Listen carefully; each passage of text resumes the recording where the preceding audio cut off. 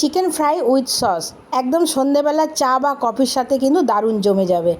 তাই চলে আসলাম রেসিপিটা তোমাদের সাথে শেয়ার করতে।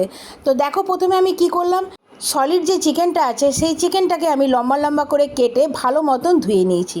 তার মধ্যে মিশিয়ে দিয়েছি আদা, কাঁচা লঙ্কা আর রসুনের একটা পেস্ট আর সামান্য সোয়া সস।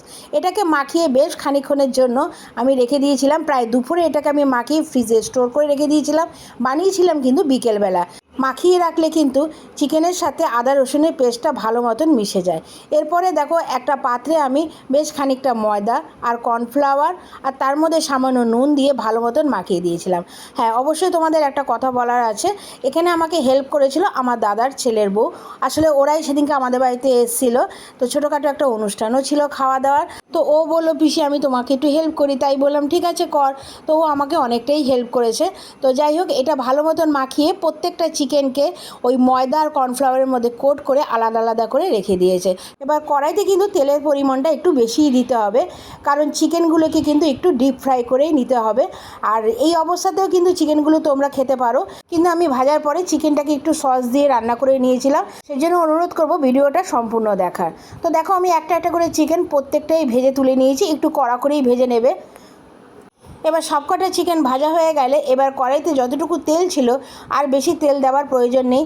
তার মধ্যে একটু সামান্য আদা কুচি আর একটু রসুন কুচি দিয়ে একটু নাড়াচাড়া করে যখন একটু লাল লাল হয়ে যাবে, তার মধ্যে দিয়ে দেব পেঁয়াজ আর ক্যাপসিকামকে লম্বা লম্বা করে কেটে রেখেছিলাম। সেটাও কিন্তু আদা আর রসুনের মধ্যে আমি দিয়ে দেবো।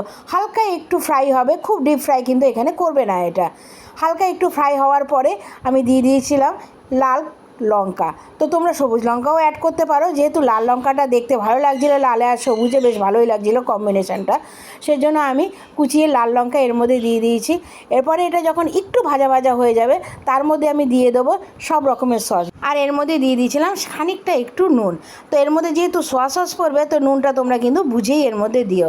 তো হালকা একটু নুন এর মধ্যে অ্যাড করেছিলাম।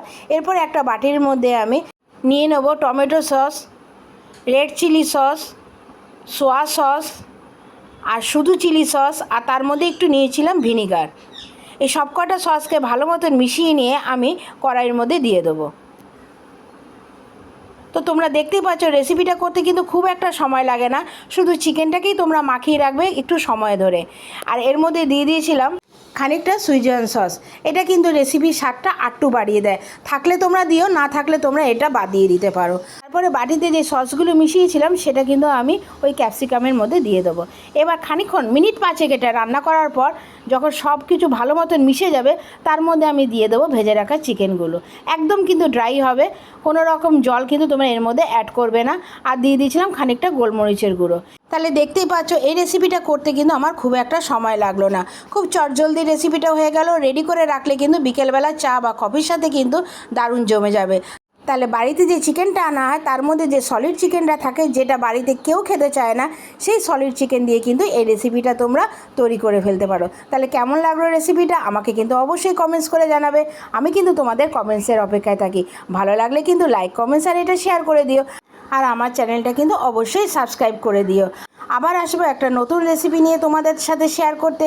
তোমরা ভালো থাকো, সুস্থ থাকো। এখনের জন্য টাটা।